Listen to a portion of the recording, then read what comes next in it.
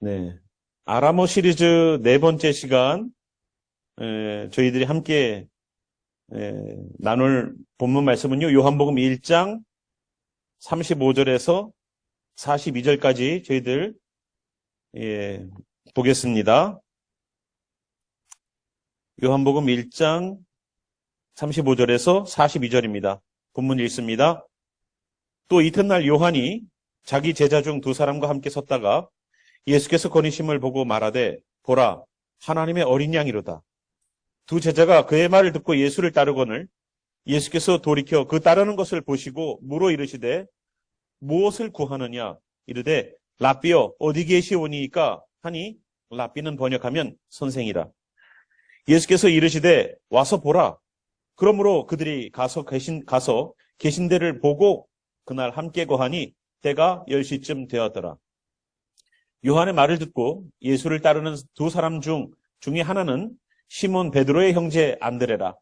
그가 먼저 자기의 형제 시몬을 찾아 말하되 우리가 메시아를 만났다 하고, 메시아는 번역하면 그리스도라. 데리고 예수께로 오니 예수께서 보시고 이르시되 내가 요한의 아들 시몬이니 장차 게바라 하리라 하시니라. 게바는 번역하면 베드로라. 아멘. 기도하겠습니다. 주님, 오늘 여기 있는 말씀의 역사가 일어나는 현장이 여기가 되기를 소망합니다. 주님을 만났던 안드레처럼, 주님을 만났던 베드로처럼 오늘도 주님을 만나는 자리, 그리하여서 변화되는 자리가 되기를 소망합니다. 알고 있는 예수님은 아무런 힘이 없습니다. 믿고 있는 예수님이 능력이 있습니다. 오늘도 그 역사가 나타나길 소망하며 살아계신 예수와 이름으로 기도합니다. 아멘. 네. 오늘 아라마 시리즈 네 번째 시간입니다. 벌써 7월이 5주여서 다음 주에도 저희가 아라마 시리즈 마지막 나갑니다. 요번 시간에는 우리가 게바라는 사람 이름이죠. 여러분 잘 아시는 베드로입니다. 우리가 보통 베드로로 많이 부르죠. 베드로는 헬라어식 이름입니다. 그리고 이 게바라는 그런 뜻은 아람어로서 베드로랑 똑같이 반석이란 뜻이에요. 그러니까 한 사람의 이름을 어느 나라 언어로 부르느냐에 따라서 다른 이름으로 불려지는 겁니다. 그래서 게바라는 아람어, 그들이 썼던, 그리고 히브리어와 섞어서 썼던 그런 아람어, 게바, 그리고 헬라의 어떠한 로마의 다스림을 받고 있었던 시대이기 때문에 헬라어상 불렀던 베드로, 같은 의미로 사용됐던 베드로, 그리고 원래 히브리 이름 시몬 있습니다. 그러니까 우리가 베드로하고 게바는 같은 뜻이죠. 그러나 시몬은 다른 뜻입니다. 그래서 우리가 오늘 게바에 관해서 저희들이 볼 텐데요. 먼저 게바를 보기에 앞서서 그의 형제 안드레를 먼저 보는 것이 필요하지 않는가 생각합니다. 그래서 본문의 말씀을 35절부터 저희들이 잡았습니다. 자, 35절부터 보니까요. 누가 등장하냐면 요한이 등장하는데 이 요한은 사도 요한이 아니라 침례 요한입니다. 요한도 자기의 제자들이 있었어요. 예수님만 제자들을 데리고 다녔던 것이 아닙니다. 요한도 제자들이 있었습니다. 왜냐하면 예수님 오시기 전에 오셔야 되는 분이 누구예요? 말라기 맨 마지막에 나와 있는 엘리야라는 분이에요. 엘리야. 근데 엘리야는 옛날에 왔잖아요. 왔다 갔잖아요. 그럼 엘리야가 또 옵니까? 근데 엘리야의 역할을 하는 사람이 올 거라는 겁니다. 누구 전에? 메시아가 오기 전에 엘리야가 먼저 와서 예수님, 이게 메시아가 해야 되는 활동의 사역을 잘 할 수 있도록 길을 닦아놓는 역할을 하는 사람이 바로 엘리야라는 이름으로 사역을 하는 겁니다. 그러니까 어떻게 보면 상징적이죠. 상징적이죠. 그래서 여러분 예배에 오시기 전에 여기에 의자가 다 셋업되어 있는 것은 누군가가 여기에 의자를 갖다가 다 하나씩 준비해 놓고 예배 드릴 수 있는 길을 평탄하게 만들어 놓은 거예요. 그죠? 그런 것처럼 예수님이 오시기 전에 그 길을 평탄하게 만들어 놓는 일을 한 사람이 바로 침례 요한이에요. 이 침례 요한도 예수님의 길을 평탄하기 위해서 메시지가 어땠습니까? 예수님하고 똑같은 메시지가 전해졌었어요. 예수님 전하기 전에 회개하라, 천국이 가까웠느니라, 곧 메시아가 활동할 것이라는 이야기를 하면서 요한은 계속 사역을 할 때, 야, 요한처럼 사역하는 사람이 어디 있는가? 어떤 사람은 요한이 메시아인가? 라는 생각을 갖고 있었던 사람도 있었어요. 그래서 요한이 그런 사역을 할 때 사람들이 모였습니다. 여기 침례 요한이 사역할 때 어떤 일을 했습니까? 침례 요한이 회개하라는 메시지를 외치니까요. 예수님이 말씀하시는 것처럼 진짜 요단강에서 침례를 받는 일들이 벌어졌었어요. 자기의 죄를 회개하는 일들이 벌어졌었어요. 그렇죠? 회개했습니다. 그래서 요한은 아무것도 안 하고 간 사람이 아니에요. 그런 일들을 했었어요. 그래서 이 요한이 메시지를 외칠 때 사람들이 막 회개하고 변화되고 침례받는 일들이 벌어지니까 제자들이 당연히 모이겠죠. 이분에게 진짜 메시아인가? 이분이 정말로 우리가 따라야 될 그분이신가?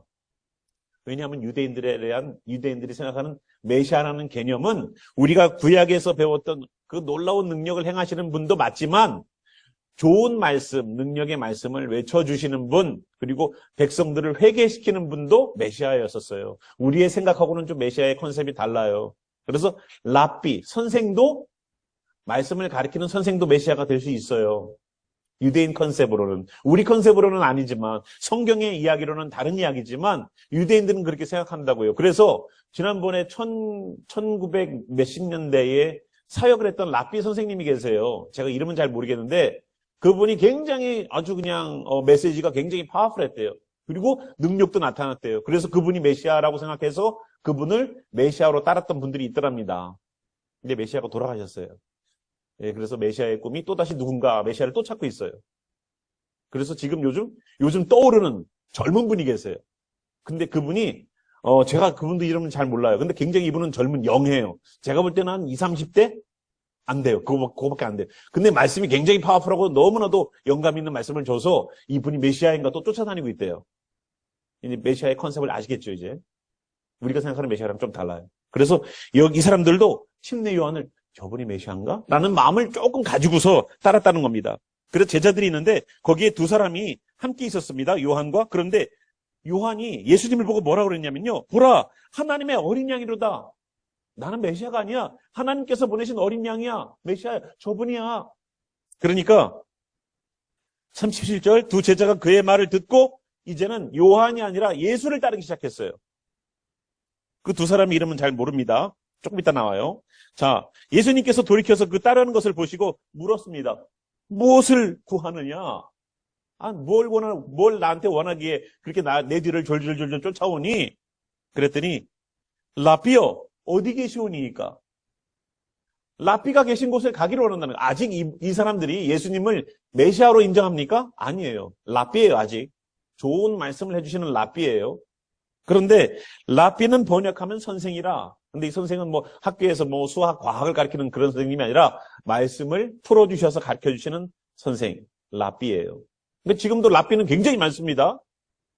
아마 유대인들 컨셉으로는 저도 랍비예요. 예. 저도 랍비예요. 유대인들 컨셉으로는 저도 랍비예요.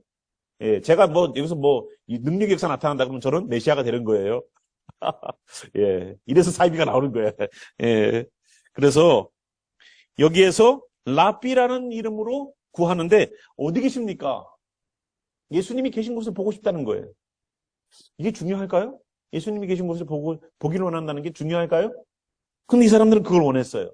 왜? 예수님이 거하시는 곳에 모이는 무리들을 보기를 원해서. 예수님이 모이시는 곳, 예수님이 계시는 곳에 역사함이 어떻게 일어나는가를 보기 위해서 온다는 거예요. 그런데 예수님께서 와서 보라는 거예요. 와서 보라. 와서 보라 그래가지고 갔어요. 그러므로 그들이 들어가서 계신 데를 봤다는 겁니다. 그날 함께 거하니 때가 10시쯤. 이 시간으로, 히브리 시간으로 10시니까 지금 시간으로 환산하면 오후 4시쯤 될 겁니다.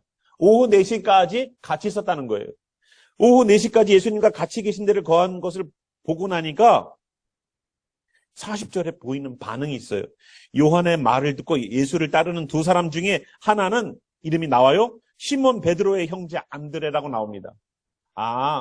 요한의 제자 2명 중에 한 명의 이름은 누구예요? 베드로의 형제 안드레라는 거예요. 안드레.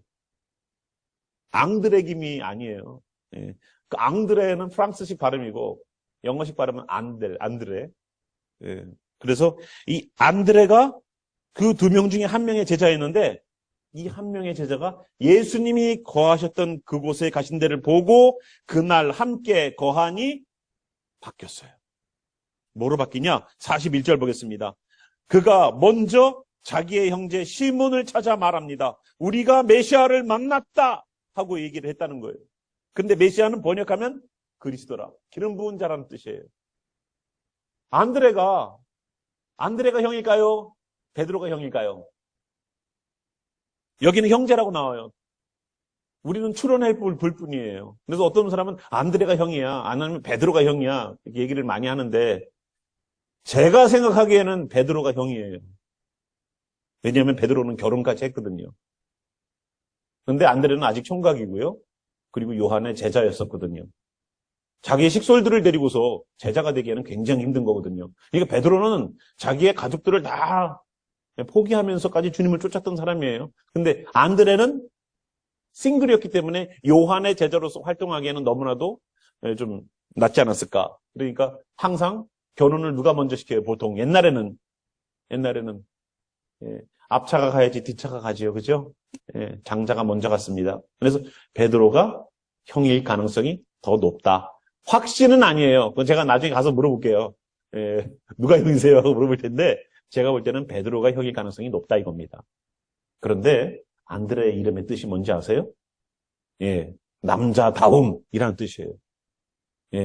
남성스러워요, 안드레가. 여러분, 베드로가 남성스럽다고 생각했죠?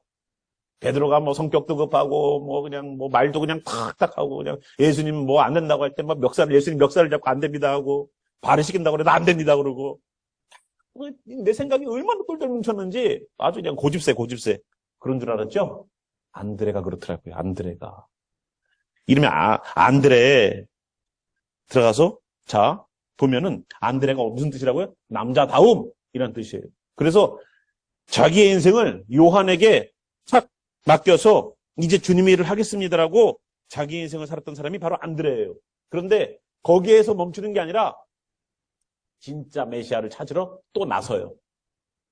그러니까 내 신앙에 멈춰져 있는 자리가 아니라 계속 진리를 찾아가는 사람이 바로 안드레예요. 그 안드레가 예수님을 만나고 그날 함께 거하고 나니까 사람이 바뀌었어요. 어떻게? 자기의 형에게 가서 메시아를 만났다라고 얘기를 하는 거예요. 근데 여기서 만났다라고 말을 하는 그 단어가 휴리스코라는 단어인데 만났다는 게 아니라 발견했다라는 뜻입니다. 우리가 메시아를 찾았어, 만났어, 찾게 됐어, 이런 뜻이에요. 그러니까 이 사람들은 안드레와 함께 베드로는 예수님을 기다리기만 했었나요? 아니면 예수님을 찾았을까요? 수많은 랍비들이 설교를 해요. 수많은 랍비들이 회당에서 말씀을 나눠요. 랍비가 한두 명이 아닙니다. 한두 명이 아니에요. 지금 목사님들보다 랍비들이 더 많을지 몰라요. 그들이 말씀을 전할 때 정말로 우리가 이 랍비에게 가서도 말씀 들어보고 저 랍비에 가서도 말씀 들어보고 했는데 왜 주일날, 안식일날 되면 회당에 가서 말씀을 듣잖아요.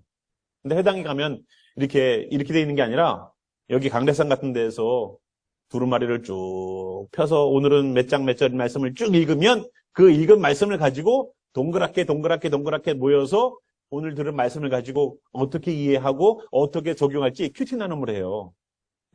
시스템이 저희랑 비슷하죠.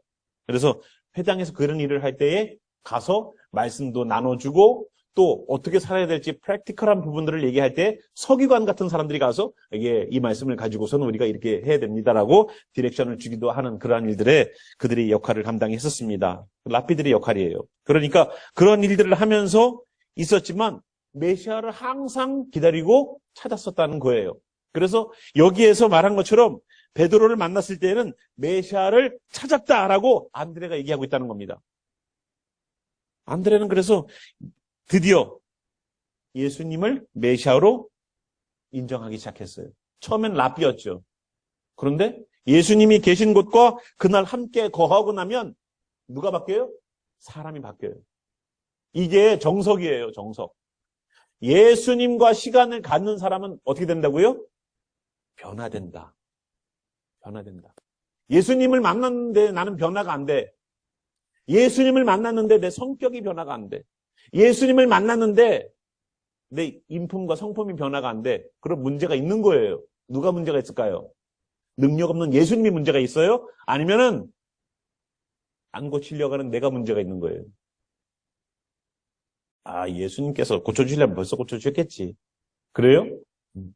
정말로 예수님과 함께 거하고 예수님이 계신 데를 가서 보면 누가 변해요? 우리가 변하게 돼 있어요. 그래서 여러분, 사람을 변화시키는 방법은 간단해요. 고치라고 계속 얘기하는 게 아니에요. 여러분, 고치라고 지금까지 얘기해도 안 변하죠? 아내분들에게 물을게요. 남편분들을 지금까지 잔소리해 남편분들 변해요?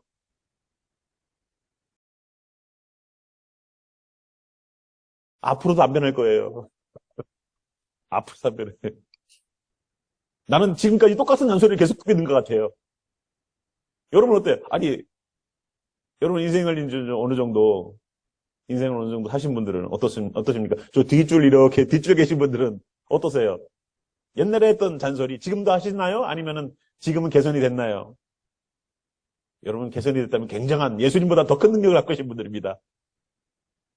자, 사람이 변화되기는 굉장히 힘든데 예수님을 만나니까 변하더라고요. 예수님을 진짜 만나니까. 예수님을 만나니까 뭐라 그래요? 생활이 규칙적이 돼요. 그리고 말씀을 읽어, 기도를 해, 찬양을 해, 변화되기 시작해요. 그리고 내가 나를 잠깐 들여다보려고 그래요. 말씀 안에서. 그리고 깨달아. 변화되려고 해요. 주님 앞으로 잠깐 다가가려고 그래요. 예수님을 만난 사람의 특징은 변화의 시간에 동참할 수 있는 거예요. 계속 변화돼요. 예수님하고 같이 거하지 않는 사람은요. 10년, 20년, 30년을 교회 다녀도 변화가 없어요. 예.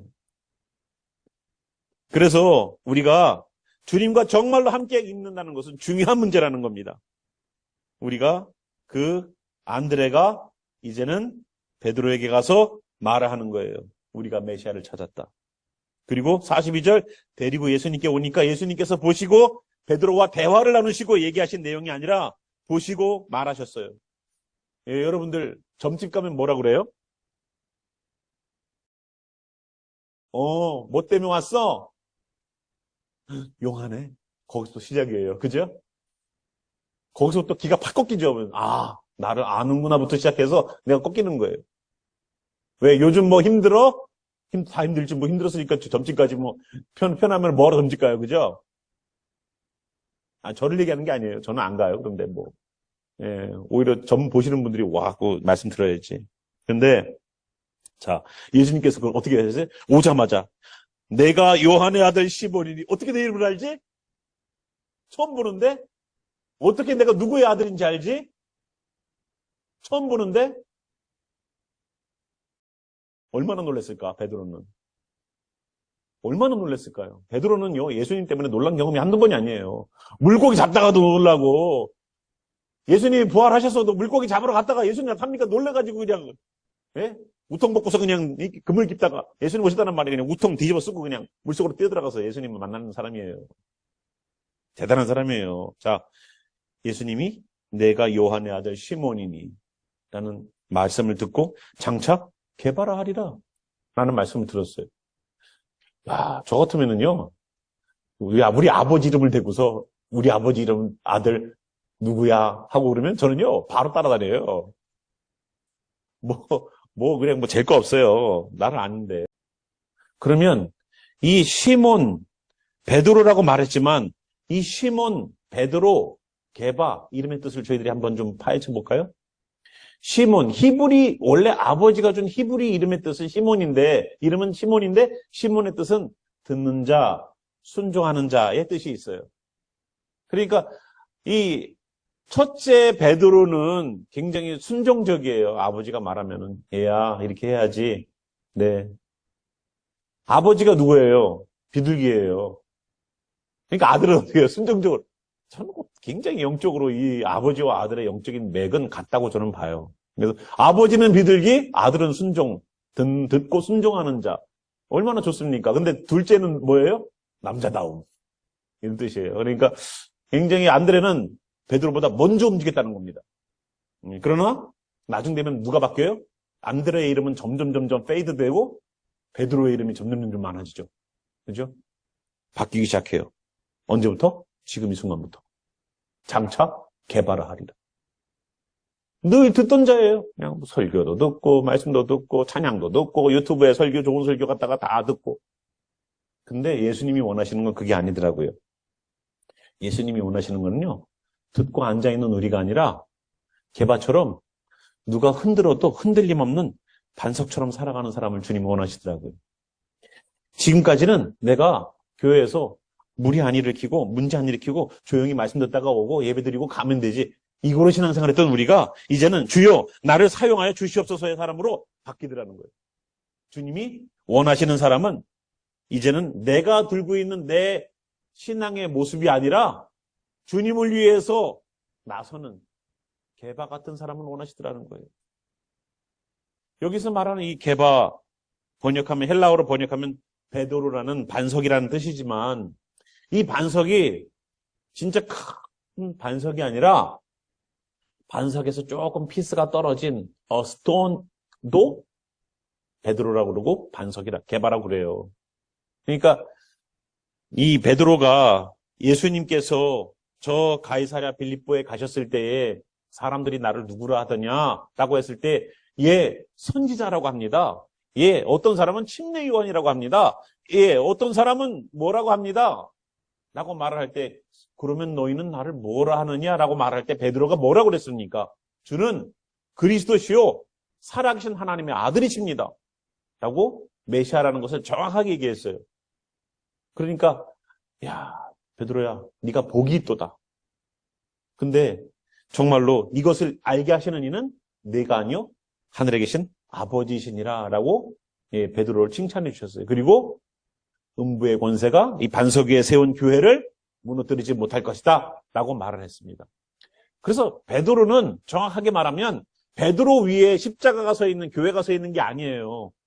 헬라어로는 페트라와 페트로스는 다른 거예요. 여러분 그 요르단에 있는 페트라 가보신 분 계세요? 요르단에 있는 페트라, 그 골짜기, 돌 골짜기의 사이를 진짜 그랜드 캐니언 협곡을 지나가듯이 싹 지나가서 땅 펼쳐져서 나타나는 진짜 돌 한 덩어리를 까가지고 그 안에다가 교회를 만들어놨어요. 저도 안 가봤어요. 예, 예. 제가 다녔던 데는 한국밖에 없어요. 그런데 그 페트라, 그 어마어마한 돌을 페트라라고 그러는 거예요. 근데 베드로는 페트로스예요. 페트로스예요. 페트라가 아니에요. 그래서 천주교가 말하는 것처럼 베드로 위에 교회를 세운 게 아니란 말이에요. 베드로 위에 교회를 세워서 첫 번째 교황이 베드로다라고 말하는 거는 이 헬라어를 잘못 인위적인 해석을 가지고 온 거죠. 그래서 베드로는 그 반석 같은 예수님이라는 파운데이션에 교회가 세워질 것이다라는 얘기를 해주면서 거기 그 반석, 예수님이라는 어마어마한 반석에서 떨어져 나온 작은 피스처럼 베드로를 얘기하는 거예요. 그러니까 우리는 게바다, 베드로라 그러면 반석이다라고 말하고 엄청나게 어마어마할 것이다라고만 생각을 하지만 어쩌면 그 피스는 정말로 작은, 우리가 들 수 있는 그러한 작은 돌멩이도 베드로라고 부를 수가 있다는 것을 우리가 알아야 돼요. 어마어마한 돌만 저희가 우리가 돌하면 사이즈가 정해져 있나요? 돌하면 사이즈가 정해져 있지 않죠. 저 스톤 마운틴에 있는 저것도 돌이고요. 이만한 것도 돌이에요. 그래서 불명확해요. 그런데 우리가 함께 볼 것은 바로 이렇게 작은 돌이지만 그 반석 같은 곳에서 떨어져 나온 그 반석의 그 재질을 그대로 가지고 온 같은 광물의 돌처럼 우리가 베드로가 사용돼야 된다는 겁니다. 이 게바는 예수님의 어떠한 삶을 그대로 내가 가지고 와서 살아가는 반석이에요. 예수님의 특징을 그대로 가지고 와서 예수님이 현무암이면 나도 현무암, 예수님이 화강암이면 나도 화강암처럼 살아가는 게바예요. 그냥 다른 물질의 게바가 아니에요. 예수님을 담아낼 수 있는 자, 예수님을 그대로 따를 수 있는 자. 예수님이 이 베드로가 처음부터 게바였습니까? 아니요. 장차 게바라 하리라. 장차. 그때가 언제인지 몰라요. 장차예요. 이 장차라는 단어가 지금 우리가 현장을 얘기하는 게 아니에요. 아유, 교회 다녔는데 뭐 1년 됐는데 아직도 안 변해? 교회 다녔는데 3년이 됐는데 아직도 안 변해?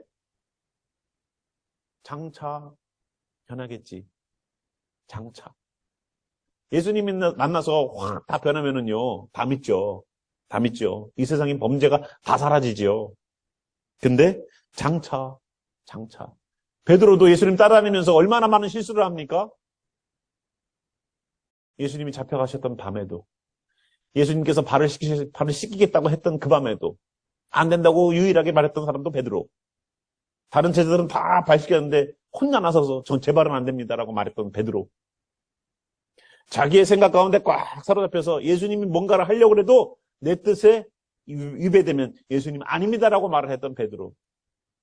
예수님께서 마지막 때 겟세마네 동산에 데리고 가서 나를 위해 기도를 해라라고 부탁했던 제자들 가운데 한 명이지만 늘 잠자기에 빨랐던 베드로. 하루 사역이 피곤해가지고 머리만 딱 감으면 코 골고 있는 베드로. 예, 제 모습이에요. 예. 어디 머리가 닿는 것 같다 그러면 자고 있어요. 예, 대단한 능력이죠. 그 베드로로 받은 능력이에요. 예. 그 베드로, 그리고 조그마한 여자아이가 당신 예수님과 함께 있었던 사람 아닙니까? 그랬을 때 부인하고 도망갔던 베드로. 예수님이 살아나심을 보고도 물고기 잡으러 갔던 베드로. 수많은 실수가 있어요. 베드로가 잘했던 장면보다는요, 베드로가 실수했던 장면이 훨씬 많아요. 아마 한 5분의 1? 5분의 1이 잘한 거고요. 나머지 5분의 4가 베드로는 늘 빠르고, 예, 속단하고, 너무 빨리 결단하고, 너무 빨리 움직였어요. 한번 조금 생각하면 좋은데. 그랬던 베드로가 성령을 받고 나니까 변하더라고요. 성령을 받고 나니까. 이젠 사람들도 두렵지 않아요. 죽이겠다고 해도 괜찮아요. 정말로 누가 밀어도 흔들리지 않더라고요. 누가 밀어도 흔들리지 않더라고. 누가 무슨 위협과 협박을 해도 흔들리지 않더라고. 나는 내 신앙을 지키겠어. 나는 주님 따르겠어. 개바가 돼 있더라고요. 언제? 성령님이 분기점이더라고요. 성령님이 분기점. 오늘 우리는 다 각자의 이름들을 들고 왔어요. 어떤 이는 시몬이라는 이름으로 들고 왔을 거예요. 늘 말씀을 듣던 사람, 정말로 순종했던 사람, 지금까지 하나님의 일에 대해서는 열심을 다해서 순종함으로 나갔던 사람들. 그러나 예수님이 정말로 원하시는 우리들의 또 다른 모습은 거기에만 멈춰있지 말고 주님의 사역에 동참하고 주님의 사역에서 흔들림 없는 믿음으로 마지막 때 견뎌야 될, 어찌 보면 베드로의 시대가 우리의 시대로 다가오고 있을지 모릅니다. 베드로가 겪었던 그 어려움의 시기, 환난의 시기가 우리가 겪어야 될 시기처럼 다가오고 있는지 몰라요. 우리는 지금 세상이 어떻게 돌아가는지 잘 모르고서 있으니까. 저 중동 지역이 어떻게 돌아가고 있는지 우리는 지금 별 관심도 없고, 우리는 지금 우크라이나 전쟁이 어떻게 되는가 거기에 보고, 기후변화가 얼마나 지금 심각한지 거기에다 지금 관심이 많으니까요. 전 세계가 홍수로다가, 여러분 유럽에서 더위 때문에 1만 명이 죽었다며요. 와, 이번 여름에, 여름 아직 8월 안 됐어요. 1만 명이 죽었대요, 더위로. 네. 비행기에 에어컨이 안 나와서 사람들이 실신하는 그런 일이 있고. 어쨌거나 인구가 많아서 그런지 엄청난 일들이 벌어지고 있어요, 지구가. 근데 우리는 여기에서 시원하게 에어컨 밑에서 언제라도 내가 마음 먹으면 교회 올 수 있는 환경 가운데 다니고 있는 우리는 마치 펄펄 끓이는 그러한 가마에다가 물을 서서히 달구고 있는데 개구리가 들어가 있는 것처럼 우리는 잘 모르고 있는 경우들이 있는 것 같아요. 여러분, 우리가 정말로 이 시대를 분별해서 베드로가 정말로 개바가 되지 않으면 견딜 수 없는 시대가 되지 않습니까? 개바가 되지 않으면 견딜 수가 없어요. 근데 우리의 시대도 개바가 되지 않으면 견딜 수가 없을 것 같아요. 그래서 우리가 오늘도 기도할 것은, 주님, 우리가 어떠한 이름으로 들고 왔던 개바로 변화되는 이 시대적 사명 감당하려면 진짜 변치 않는 믿음 있어야 됩니다. 주님의 성령으로 베드로라는 이 시몬이라는 사람이 베드로가 된 개바가 된 것처럼 우리도 변화시켜 주시옵소서. 근데 여기 하나 우리가 눈여겨볼 특징 중에 하나가 또 뭐냐면, 시몬 베드로의 형제 안드레라고 40절에 나온 것처럼 시몬 베드로라고 썼다는 거예요. 아니, 시몬이면 시몬이고 베드로면 베드로지 시몬 베드로를 쓸까? 여러분 마태복음 하면서 마태가 12 제자들의 이름을 쓰면서 예수님의 제자들 가운데 이름을 쓰면서 자기의 이름을 쓸 때는 뭐라고 썼어요? 마태라고 썼어요? 아니요. 세리 마태라고 썼어요. 세리는 죄인으로 취급했죠. 그런 삶을 살았어요. 늘 뒷주머니를 찾고요. 다른 사람들의 돈을 오버차징했어요. 자기의 부를 축적했어요. 여러분, 예수님 만나고 나서 내가 옛날에 도둑놈이었습니다. 내가 옛날에 나쁜 놈이었습니다. 그걸 갖다 굳이 알릴 필요가 있을까요? 여기다가 제 이름에다가 명찰에다가 김재형 목사 했는데 여기다가 앞에 도둑놈이었던 김재형 목사. 그러면 여러분 어떨 것 같아요? 야, 저분이 저 옛날에 도둑질 했었는데. 네. 근데 세리마태라고 자기는 썼단 말이에요. 나 옛날에 이런 사람이었어. 근데 나 지금 변화된 사람이야. 예수님 제자가 됐어. 이거를 굳이 얘기를 하는 거예요. 내 옛날의 모습을 이래서 난 이렇게 살 거야. 근데 저는 시몬 베드로를 보면서도 그래요. 옛날에 내가 시몬이었지. 옛날에 말씀을 듣고 교회 다니고 그냥 착하게 다녔던 사람이야. 문제 안 일으키고. 근데 이제는 반석처럼 내 인생이 주님의 이름으로 주시는 개바로 바뀌었어. 이제 나는 반석처럼 살 거야. 신앙이 흔들리지 않을 거야. 그래서 시몬 베드로라는 이름이 19차례나 나와요. 시몬 베드로라. 왜 시몬이면 시몬이고 베드로면 베드로죠. 꼭 그렇게 예수님이 이름 바꿔주셨으면 차라리 베드로로 부르든 게바로 부르든 그렇게 하지. 시몬이라는 이름을 거기다 앞에다가 넣었을까? 네. 저는 이런 의미가 있지 않을까라고 추론해 보는 거예요. 성경적으로 제가 이거는 추론이지 사실과는 다를 수 있다는 것을 알려드립니다. 네. 이거는 또 베드로에게 물어봐야 돼요. 예. 물어볼 게 많아요, 우리가. 그래서 시몬 베드로가 예전에는 그런 사람이었던 이제는 내가 이런 사람으로 살아가기를 각오하고 예수님이 주신 이름을 붙잡고 나아가는 그러한 신앙의 각오와 결단이 있는 것이 아닌가. 그래서 우리에게 부족한 모습이 있을 때에 그 모습 그대로 들고 또다시 주님께서 부어주시는 사명의 길로 나아가는 우리가 되기를 저는 바랍니다. 우리가 이 지역에서 또 영혼들에게 해야 될 일들이 많이 있어요. 그죠?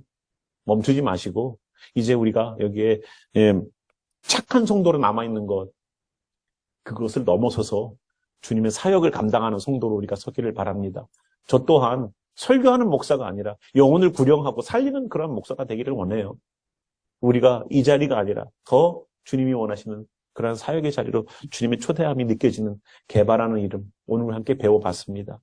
주님의 초대에 주님 손잡고 일어나셔서 이제는 말씀을 듣고 순종하고 따르는 진짜 아버지가 비둘기처럼 조용하게 우리가 말씀을 받고 나아가는 그런 자리가 아니라 이제는 그 말씀 붙잡고 뜨거운 마음으로 영혼들을 살리는데 우리가 현장에 나아가서 개바처럼 흔들리지 않는 굳건한 믿음으로 나가지 않으시겠습니까? 예, 우리 함께 일어나셔서 함께 이 말씀 붙잡고 주님 이제는 내 이름 어떤 이름으로 내가 살고 있었는지 중요한 게 아니라 이제는 나도 개바처럼 살고 싶어요. 이제 나도 베드로처럼 살고 싶어요. 시몬 베드로라고 말씀하신 것처럼 나도 내 이름이 있지만 베드로처럼 살기를 원합니다. 함께 우리 기도하는 시간 가질까요? 함께 기도하겠습니다. 하나님,